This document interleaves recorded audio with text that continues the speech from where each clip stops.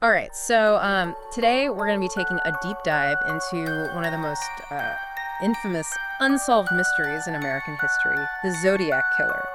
You've provided a ton of material for us to go through, including excerpts from Wikipedia. And honestly, the more I read, the more perplexed I get. It really is a case that just completely captures the imagination, huh? Uh, And you're right. It's all the layers of complexity that make it so fascinating. yeah, It's not just the murders, the brutality of them.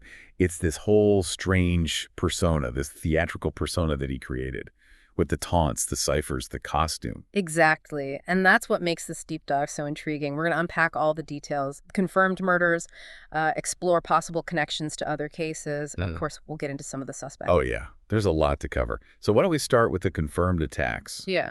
Chronologically speaking, that would start with the Lake Herman Road murders in December of 1968. Okay. Two teenagers, David Faraday and Betty Lou Jensen, parked on a lover's lane. Uh, And that scenario, unfortunately, became a recurring theme in this case. Yeah. It's heartbreaking. And it's the randomness of it, you know? Yeah. Just two kids on a date, suddenly targeted. Right. Faraday was shot in the head. Jensen was chased down and shot 5 times. Brutal start to this whole saga. And what's interesting is that this first attack, while horrific, doesn't immediately scream serial killer. Yeah. It's the escalation in subsequent attacks that really set the Zodiac apart.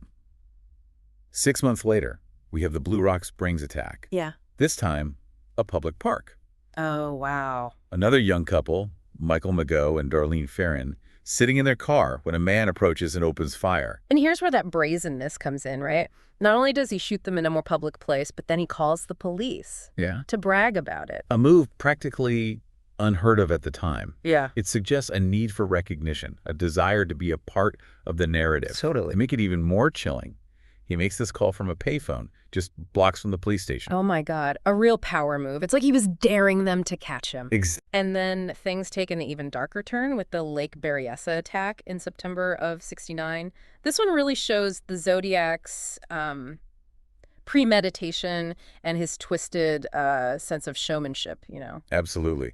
He approaches Brian Hartnell and Cecilia Shepard wearing this executioner's hood Real. with a bib and his symbols on it. Wow. The fact that he had pre-cut lengths of rope, to bind them speaks volumes about his planning. This wasn't a crime of opportunity. This was a carefully orchestrated performance. And a terrifying one. He stabs them repeatedly. Cecilia tragically doesn't survive. But Brian, he manages to loosen the ropes. Oh, wow. With his teeth. And they try to get away. Can you imagine the desperation? Absolutely. Just the terror they must have experienced. Yeah. And to top it off, he leaves his signature symbol carved into the car door, Of course. along with the dates of the previous attacks. He's building his brand, so to speak. Yeah. He's creating this mythology around himself. Yeah, and then there's the final confirmed murder. The one that really cemented the Zodiac's place in true crime history. The murder of Paul Stein, a cab driver in San Francisco. This one stands out because of its audacity. It's bold. Happens in a busy part of the city, witnessed by 3 teenagers. Jeez. And to really cement his notoriety, he takes a piece of Stein's shirt, mails it to the San Francisco Chronicle, along with a letter claiming responsibility. This wasn't just about killing anymore. It was about creating a spectacle. A macabre performance for a city and a nation really held captive by fear. But as you mentioned before, it's the layers beyond the murders that are so fascinating. The letters, the ciphers, it's like something out of a spy thriller. Oh, yeah. They really are. And they give us a glimpse into the mind of the Zodiac, the misspellings, the strange symbols, the constant need to prove his intelligence while simultaneously taunting the police. It's baffling. Yeah. It's bizarre. So you have the Z408 cipher, the one that was cracked by that school teacher couple. Right, back in '69. Huge breakthrough, right? Revealing this collecting slaves motive, this warped belief system. But then you have the Z340 unsolved for over 50 years. Until 2020. Yeah. A team of international code breakers finally deciphered it. I know. The fact that it took that long to solve just adds to the mystique. Oh, totally. And while it didn't give us his identity, it did give us more of his, rambling, often nonsensical thoughts on death, paradise. I mean, these ciphers, even the unsolved ones, they're a huge part of why people are so fascinated by the Zodiac case. Tangible puzzles, invitations to delve into the mind of a killer. It's like he left us these breadcrumbs, daring us to follow. And what's even more unsettling is that the confirmed murders might just be the tip of the iceberg. Right. There's this whole web of potential Zodiac victims stretching back even before the Lake Herman Road murders, suggesting he might have been active much longer than we initially thought. And that's where things get really interesting. We move from the confirmed to the possible, venture into territory that even, seasoned zodiologists debate. Right. Take the case of Raymond Davis.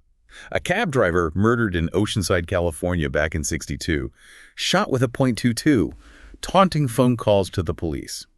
Sound familiar? Yeah. There's an uncanny resemblance to the Paul Stein murder years before it even happened. And then you have Robert Domingos and Linda Edwards, a young couple found shot to death on a beach in '63. The pre-cut rope at the scene, same caliber and ammo as the Lake Herman Road murders. The parallels are chilling. It's as if we're seeing a possible evolution of his MO years before the name Zodiac even existed. Yeah. And let's not forget Cheria Joe Bates, a college student murdered in 1966. The typewritten confession sent to the police, a poem carved into a desk that some experts think was written by the Zodiac. Yeah. It just adds another layer to the timeline. It really makes you wonder how many other victims might be out there connected to this case but never definitively linked. Like Donna Lass, a nurse who vanished from Lake Tahoe in 1970. There was this postcard sent to Paul Avery, the reporter covering the Zodiac case, that seemed to connect her disappearance to the killer. And just this year, DNA testing confirmed that a skull found near Evergreen Gap belonged to her. That postcard, with its cryptic phrases, peek through the pines, around in the snow. Yeah. Classic Zodiac. It's like he wanted to leave his mark, even in his possible connections to other crimes. It's a truly unsettling thought. If the Zodiac was active longer than we thought, if his web of victims is larger, more widespread, then the true scope of his terror is far greater than we ever imagined. Which, of course, leads to the biggest question of all: who was the Zodiac? Well, over the years, countless suspects, but only one was ever officially named by the police. Arthur Lee Allen, a schoolteacher with a pretty disturbing past. He matched some witness descriptions, suspicious circumstances surrounding him.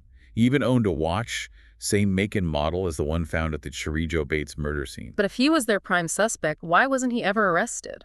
Well, that's the frustrating part. The evidence against him was ultimately inconclusive. Fingerprints didn't match. Handwriting samples were disputed. Despite years of investigation, nothing concrete ever tied him to the crimes. So it's like he was a phantom, always just one step ahead. Yeah. But Allen wasn't the only one who raised suspicion. There's also Earl Van Best Jr., whose son claimed he confessed to being the Zodiac on his deathbed. Right. And then there's Gary Francis Post. His name has been making headlines recently. Yeah. Post's case is an interesting one because, you have this team of independent investigators. Oh, really? The case breakers. They claim to have uncovered new evidence linking him to the Zodiac. They even think they decoded a message in one of the ciphers. Wow. That points to him. But like with Allen, nothing's been definitively proven, right? Yeah. And the police have disputed these claims. It seems like every time we think we're getting close, the trail runs cold. It's the ultimate cold case, huh? Yeah. A puzzle with missing pieces. And that just leads to endless speculation and debate. And, despite the darkness surrounding it, that's exactly why this case continues to captivate us. It's true. Even without a definitive answer, this case has had such a profound impact on our culture. I mean, just look at how many books, documentaries, even big-budget Hollywood movies have been inspired by the Zodiac. Fincher's Zodiac comes to mind. Masterpiece of suspense and atmosphere. Oh, it's a great film. And, it's fascinating how the case has transcended true crime. It's seeped into our collective consciousness. The Zodiac has become this almost mythical figure, this boogeyman representing this terrifying combination of intelligence, cruelty, and just the unknown. And that fear, that uncertainty is what fuels the obsession, don't you think? There's this whole community of zodiologists out there, amateur detectives, who are completely consumed by this case. Yeah. Tirelessly poring over the evidence, the letters, the ciphers, just searching for any clue that might have been missed. Some of them even develop their own theories, their own suspect lists. Oh, wow. So it's a testament to the power of this mystery, this enduring power that it has. And the Zodiac's, twisted genius. Right. He craved attention, notoriety, and in a way, he achieved a kind of immortality. He disappeared, but his name, that symbol, it lives on. Absolutely. A symbol of unsolved terror, an enigma that continues to challenge, I think, our understanding of criminal psychology and the limits of forensic science, really. I've read that some criminologists think they believe that he may have just stopped killing altogether, maybe due to a change in circumstances, even death. But without a body, without that proof, that doubt just lingers. It's that unanswered question, that lack of closure. That's what keeps people coming back to this case, this need we have, this deep-seated need to believe that even the most complex puzzles can be solved, that justice can prevail, even if it takes decades. It's the hope that keeps those zodiologists going, the belief that maybe one day that final piece will be found. But even if it's never solved, the Zodiac case serves as this chilling reminder, doesn't it, of the darkness that can lurk beneath the surface of ordinary life. It does. It forces us to confront this unsettling reality that there are individuals out there who are capable of unspeakable acts, individuals who might never be brought to justice. And that can be a terrifying thought. It is. And it's not just the murders themselves. It's the way he orchestrated these crimes, leaving behind these cryptic messages, the taunts, almost like he was playing a game with the authorities. It raises so many questions about his motives. Like, was it just a power trip, a desire to instill fear, chaos, or was there something deeper, something more psychologically complex going on? We may never know for sure, but the very act of trying to understand, trying to piece together the fragments of this whole fractured narrative, Yeah. maybe that's what draws us to this case. Yeah, it's like trying to solve a riddle wrapped in an enigma. But even with all the darkness and the unanswered questions, I gotta admit, there's a part of me that's almost impressed, by the Zodiac's cunning. He was good, incredibly good at what he did, evading capture, disappearing without a trace. Yeah. It's a twisted kind of admiration. I get it. Right. He's often compared to Jack the Ripper, and there's a reason for that. That ability to instill fear, control the narrative, and just vanish into thin air. That's what elevates him from a simple criminal to something almost mythical. He was so meticulous, so deliberate in his actions. It wasn't just killing. He planned, he orchestrated, he left these cryptic messages almost like he was challenging the world to catch him. Right. And that's what sets this case apart from so many other serial killer cases. You have this intellectual element to it, this game of cat and mouse that he seemed to just relish. And the crazy part is, it worked. He vanished, leaving behind this trail of terror and unanswered questions that we're still grappling with today. It's almost as if he achieved exactly what he wanted, to become this legend, a symbol of unsolved evil, something that would live on long after he was gone. It's a chilling thought, isn't it? In a way, he won. He beat the system. He outsmarted everyone. He left us all wondering who he was, what his motives were, why he stopped. And those are the questions that fuel the obsession. They keep researchers and armchair detectives poring over every little detail, looking for that one missing link. We crave answers. We need closure. And the Zodiac, with his cryptic games and sudden disappearance, he denied us that very fundamental human need. And maybe that's the most disturbing part of this whole thing. It's not just the murders, not even the mystery of his identity. It's that he was able to control the narrative. He dictated the terms of his own legacy, and he left behind this gaping wound of unanswered questions that continues to haunt us. So where do we go from here? What does this all mean? I think it means that the Zodiac case, with all its darkness and complexity, it's ultimately a reflection of ourselves.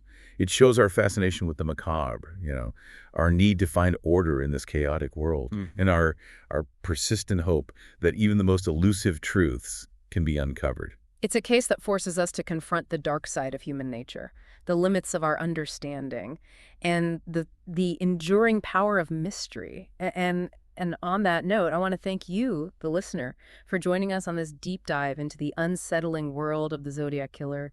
We've explored the chilling details of his crimes, the web of potential victims, those cryptic messages, the prime suspects, and the enduring legacy of this unsolved case. We've only scratched the surface, of course. There's countless theories, books, online forums dedicated to unraveling the mystery of the Zodiac. And who knows, maybe you, the listener, will be the one to finally crack the code. Keep exploring, keep questioning, keep searching.